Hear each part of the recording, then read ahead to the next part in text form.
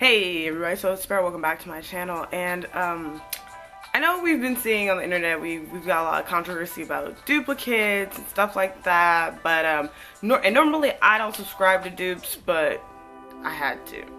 This is the Bad Habit Retro Love palette. I also got the Royals palette as well from the brand. And basically what these are dupes for the Anastasia Modern Renaissance and Subculture palettes, which, you know, ends the controversy. So as you can see, these are the two palettes with Royals on the top and Retro Love on the bottom. They are downright almost color duplicates for the two palettes. Today we're talking about the Bad Habit just because for the Royals, I'm going to get my friend to lend me her Modern Renaissance palette so I can really compare the two. But since I sent my Subculture back and I'm not getting another one, but I've already used it, I decided what better way to start at least is with the one that duplicates a palette that got a lot of really bad press because of its formula. Now I have seen one video on this palette and it was that it's way better than Subculture in terms of texture and blending, but obviously I want to test that for myself. So first things first, the shade names are different, so I will be trying to struggle around that. But first things first, I'm going to just take this shade. What is this shade called? It is called Peace.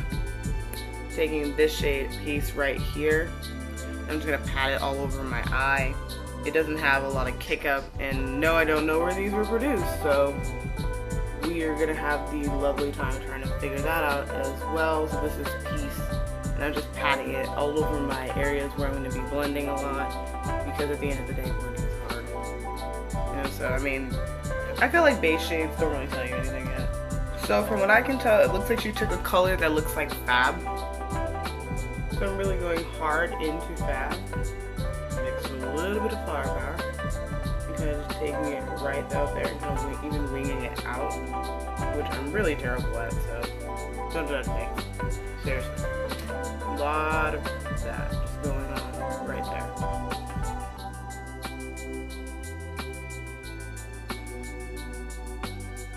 My eye shape isn't really conducive to like winging out eyeshadow. Just want to put that out there. I'm going to take a little bit of it right on the lower lash line as well with the same brush. This is a Sigma E25.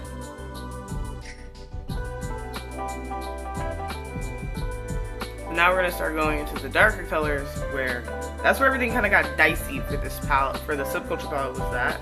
So first going into Rock and Roll, we're just patting it on the outer corner and kind of just buffing that around that area.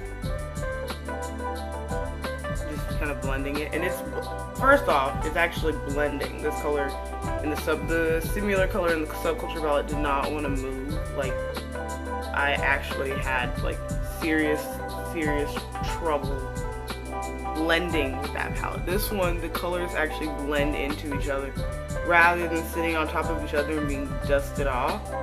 The color actually is moving around, which is what blending is about, is moving the color from place to place. I'm gonna take this really tiny brush from Dupe Techniques into the color Nostalgia. The color originally I was using was Rock and Roll, which is right here. We're gonna go down to Nostalgia over here, which is like an eggplanty color. And if you remember the moment when I put on that eggplanty color with the Subculture palette, you know that that was where everything just got fucked up. And I'm putting very little bits of Nostalgia right here in the outer corner and then blending that shit out right into Rock and Roll. It's sad that literally a little palette from China is like doing everything that Subculture was supposed to. Like a palette that was supposed to be in production for a really long time, taking Rock and Roll a little bit more in with the E25. Yep.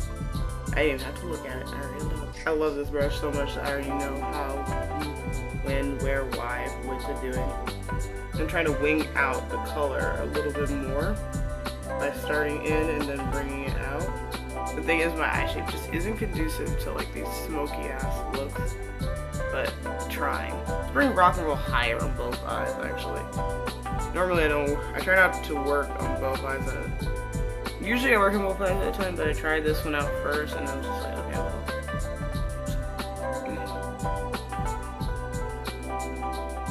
maybe that's what we need to do, really, is just bring it up. Make it more smoky on both sides. See if that really, you know, grinds somebody's gears here. So, much blending, it's fab. Just literally taking fab and kind of just letting my brush follow the contour of my face, which kind of blew out the eyeshadow a little bit more, which I'm not mad about. I'm gonna go ahead and put a little bit of rock and roll. And my last one, it mixed rock and roll and nostalgia, the darker two, for this outer corner area. To give you that smoky. I'm just darkening up the outer corners so that they match up. As much blending as you do need to go, you will have to go back from time to time. Just blend until the two areas look similar. There you go. So now we can do the important part of this look, which is the inner eye being that yellow color, and that color here is Rebel in the palette. And it's so pigmented that it just coated the brush. See how pigmented, press it into my eye, and it disappeared. It's gonna take a little bit of time. Using patting motions, by the way, guys. Sweet, sweet patting motions. Okay. Well, this is a tone deaf yellow. Like, it's, one, it shows up. Two, pigmented. Not little patchy. Just a little bit. Like, if I feel like I should just run the brush like this over it. Because the padding, it's like not, you build it up like that, it's kind of weird.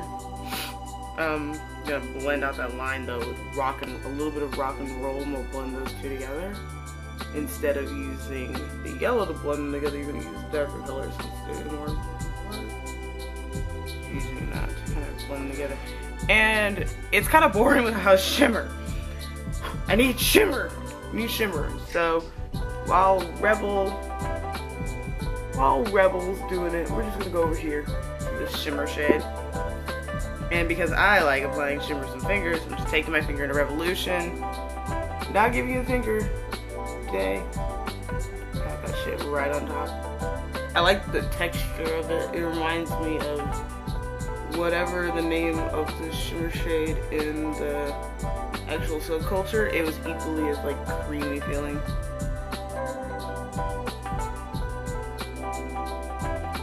I don't know about y'all, but it looks way better. And then I'm just gonna do the inner corner. Y'all do y'all's inner corners, but I'm gonna use this basically white shade today. I'm gonna use this one, it's called Psychedelic. And we're just gonna use that to turn the inner corners. Like Miles Jai says, it's the inner corners. I'm going to do what I do, just turn them all the way to fucking 11 and leave the volume up until somebody tells me to stop, so I can tell them no. I do what I want. I'll put on some mascara and I'll be right back.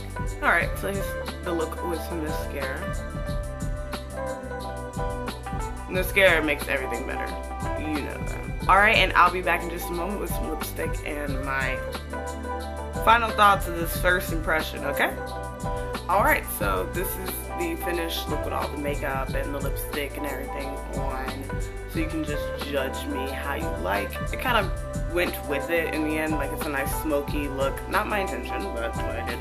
So, my thoughts on this palette. It is definitely, I realize in hindsight, clean off the palette because I did make a mess. In hindsight, I think this color palette just isn't in my wheelhouse of colors I wear. I feel like I have to supplement it. Fortunately, since I have the Royals palette, which is literally the whole concept of the modern Renaissance and subculture going together as a day and night duo. So you're supposed to already own modern Renaissance because it's oh so popular, or in this case this is the Royals palette. So you're supposed to own this one and then pair it with this one to make looks. However, you know me, I grab one thing at a time. By itself, I feel like it needs the kind of browns and pinks of this to kind of tie it all together. I effed up because the look I was trying to emulate used this palette and this palette, but the real ones, the modern Renaissance and the subculture. Do I think so these are $10 each from Shop Hush. The shipping was incredibly fast. Like, I ordered it, I think I ordered it maybe on my birthday or the day after on the 12th. Today is the 9th, I received it on the 18th, today is the 19th for me filming the video. That's fast. Like, I was not expecting it. I came home and was like, ooh, a box. Is it for my grandmother? No, that's for me. And it was these. So $10 each for these little palettes. Obviously, I think they're just, you know, China duplicates, and obviously, you know, part of me feels bad because I am part of the, you know, I don't believe in dupes movement, like in the copying of a palette and then just putting another name on it. Like, literally, when the layout and the colors are all the same, this, you know, is not okay in terms of copy of, like, in intellectual property. These are literally just copying what they created and putting it in new packaging. However, the problem with the thing that really balances it out is the fact that the quality is so different. That's why I bought these, because I'm like, it's the quality different.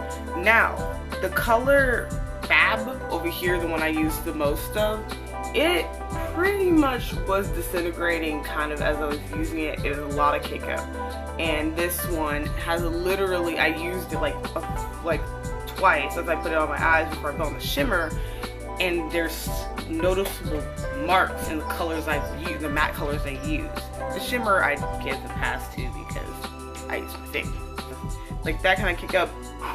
The palette that's $10 is more acceptable than with a palette that is literally $40. You see why people are going to run to this. Now, what's the moral of the story? What are we learning here? Why are we just still sitting here talking about it? The answer is, if you want something like the Subculture, maybe like me, where you like the colors so much, you really love the colors, and you want to have those on hand, or to do some looks that look like it, you have this option of the Retro Love palette. I'm sorry, but unfortunately, because of the disaster that Subculture was quality-wise for most people, and I say most people because there are people who actually like the quality of Subculture, this quality, if you want a quality that's more of what we're used to, this is an option for $10. I'm mad because it's getting darker, so the lighting's actually getting better. Like, legit. But anyway, so at least they have the ingredients on the back of the package. Like, this is on the actual palette. That's kind of important. Like, it distinguishes it from like something that's like what we call the China palette, where it's like you don't know what it's made of, you don't know where it's from. It's usually something that might blind you. Like, all the ingredients on the back, it's got shelf life, it's literally created by people from here in California. It's just produced in China, which a lot of stuff tends to be. But anyway, I'll keep you guys updated because I'll be using it in more videos. I'm not just saying I'll keep you updated, like I'm gonna put it on Snapchat. You can check my Instagram and Twitter, like I told you before, at SoIt'sSparrow. Otherwise, thank you guys so much for watching. You like stuff like this, like anti-hauls, first impressions like this one, reviews, tutorials, kind of like this one. Go ahead and subscribe. Go ahead and like this video if you like the idea of me trying duplicate palettes, trying to compare them and stuff like that. Go ahead and leave that down in the comments if you like stuff like that, or if you want to see something specific. Links help a lot. I get lost on the internet easily. But anyway, thank you guys so much for watching. I'll see you guys next time, okay? Bye!